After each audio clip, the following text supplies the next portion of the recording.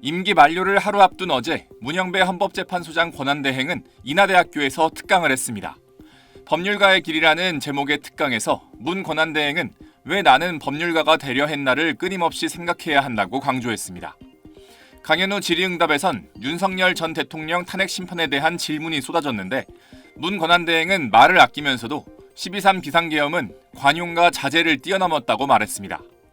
그러면서 탄핵 선고에서 약간 모순이 있지 않느냐고 하는데 저는 모순이 없다고 생각한다며 통합은 야당에 적용되는 권리가 여당에도 적용돼야 하고 여당에 인정돼야 하는 절제가 야당에도 인정돼야 통합이지 나에게 적용되는 원칙과 너에게 적용되는 원칙이 다르면 어떻게 통합이 되겠느냐고 밝혔습니다.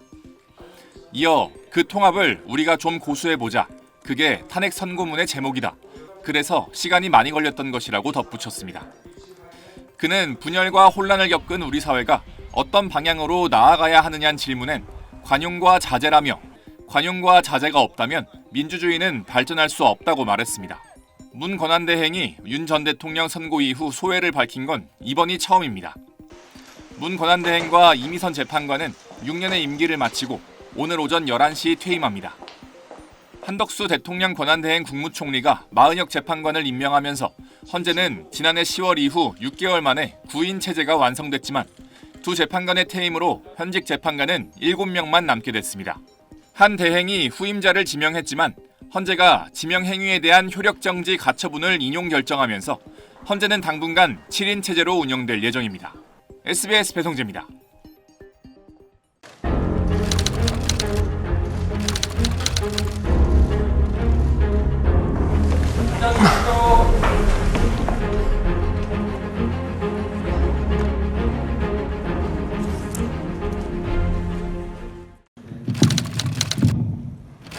저는 고등학교 2학년 때부터 대학교 4학년 때까지 장학금을 받았습니다. 사법시험을 합격하고 선생님께 이제 고맙다고 인사를 갔더니 자기한테 고마워할 필요는 없고 자기는 이 사회에 있는 것을 너에게 주었을 뿐이니 혹시 갚아야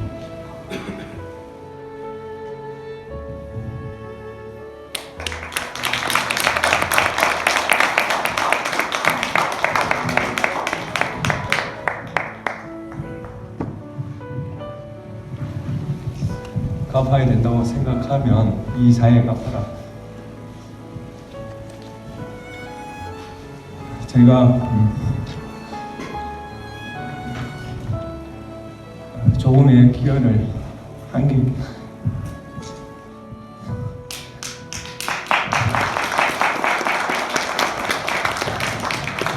있다면 그 말씀을 잊지 않았기 때문이라고 생각합니다.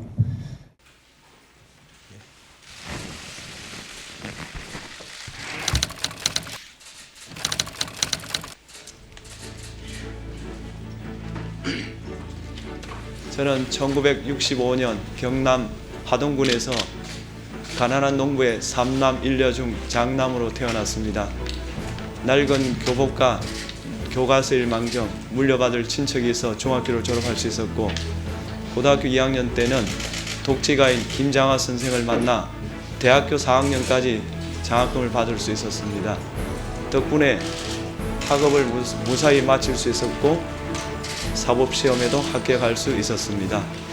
김장하 선생은 한약업사로서 번 돈으로 명신고등학교를 건립하여 경상남도에 기증하였고 수백 명의 학생에게 장학금을 지급하였으며 형평운동 기념사업회, 진주 오광대 복원사업, 경상대학교 남명강 건립 등 좋은 일을 많이 하였습니다.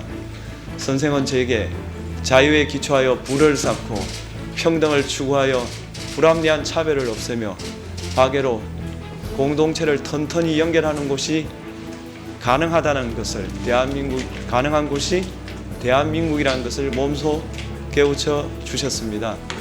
법관의 길을 걸어온 지난 27년 동안 저는 한결같은 마음으로 대한민국 헌법의 숭고한 의지가 우리 사회에서 올바로 관철되는 것을 찾는 데 전력을 다하였습니다. 그것만이 선생의 가르친 대로 제가 우리 사회의 진빚을 조금이나마 갚을 수 있는 길이라 여기면서 살아왔습니다. 제가 헌법재판관에 임명되더라도 지금까지 간직해온 저희 초심은 언제나 변하지 않을 것입니다.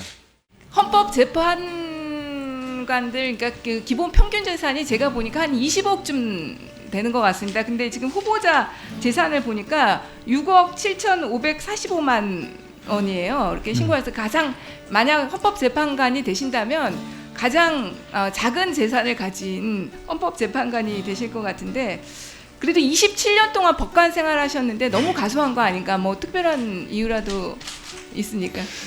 제가 결혼할 때 다짐한 게 있습니다. 평균인의 삶에서 벗어나지 않아야 되겠다 생각했습니다. 최근 통계를 봤는데 평균 재산이 가구당 한 3억 남짓 되는 걸로 알고 있습니다. 제 재산은 한 4억 조금 못 되는데요. 신고하신 거 그거는 아버지 재산이고요.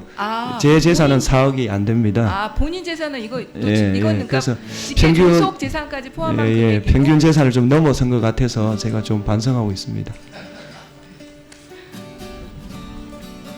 청문회를 하는 저희들이 오히려 좀 죄송한 느낌입니다.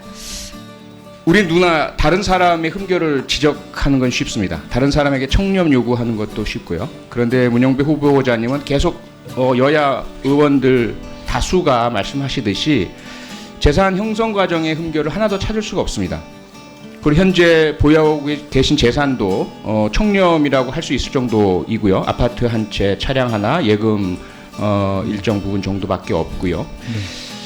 그런 부분에서 일단 존경의 말씀을 드리고 어떻게 본다면 우리 고위공직자들이 입법부 국회도 48% 정도의 국회의원들이 다주택자로 확인이 되고 있고요. 최근에 장관 후보자들의 그런 부동산 문제도 국민들께 많은 우려를 끼쳐드린 것도 있고요. 그런 가운데 본인 스스로가 다른 사람의 문제를 재판하는 판사로서 철저하게 청렴 관리를 해오신 것은 높이 평가를 합니다. 거기에 대해서 혹시 하신 말씀 계신가요? 예, 저는 사실 김장하 선생이 안 계셨더라면 네. 저는 판사가 못 됐을 거라고 생각합니다. 그래서 제가 살아가는 거는 그분 말씀을 실천하는 거, 그걸 유일한 잣대로 저는 살아왔습니다. 네.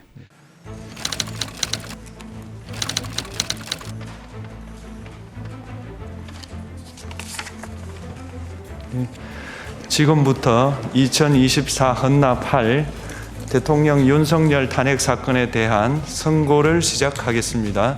피청구인은 국회의 권한 행사가 다수의 횡포라고 판단했다 하더라도 헌법이 예정한 자구책을 통해 견제와 균형이 실현될 수 있도록 하였어야 합니다.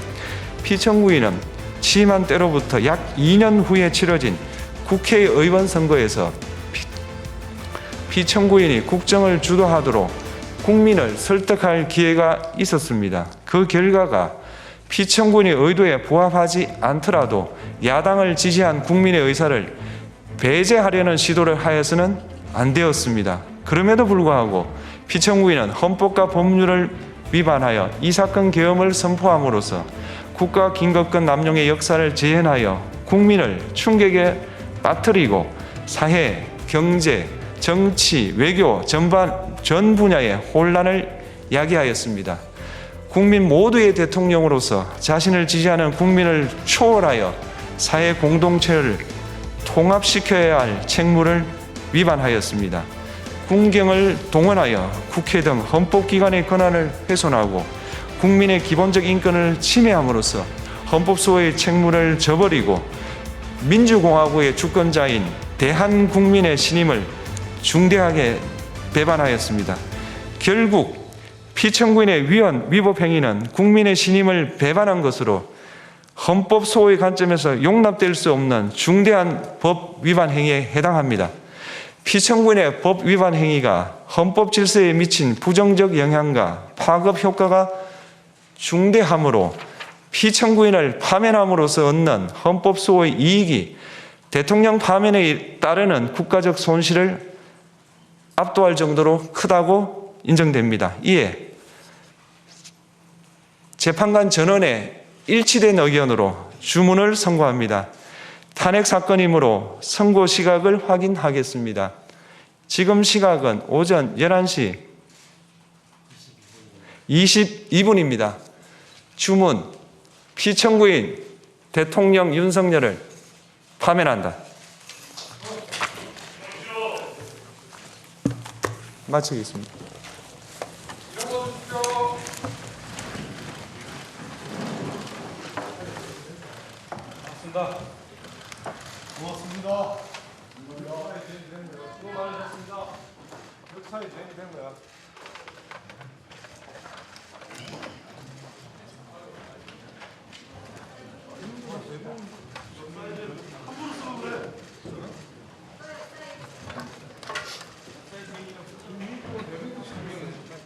이번 탄핵 심판에서 재판관들의 깊은 고심은 심리기관에서도 드러납니다.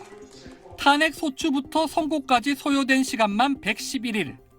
노무현 전 대통령의 63일, 박근혜 전 대통령의 91일을 훌쩍 넘었습니다. 심리가 길어지면서 재판관 5대3 교착설이 제기됐지만 보수 중도 진보 성향할 것 없이 결론은 전원일치 파면이었습니다. 심리 과정에서 토론은 치열했지만 결론은 일치한 겁니다. 그러면서 협의는 없고 배제만 남은 정치권을 향해 묵직한 메시지를 던졌습니다. 피청구인과 국회 사이에 발생한 대립은 일방의 책임에 속한다고 보기 어렵고 이는 민주주의 원리에 따라 해소되어야 할 정치의 문제입니다. 청구인인 국회 측, 피청구인인 대통령 측을 차례로 쳐다보며 대화, 타협, 존중도 강조했습니다. 국회는 소수 의견을 존중하고 정부와의 관계에서 관용 그리고 자제를 전제로 대화와 타협을 통하여 결론을 도출하도록 노력하였어야 합니다.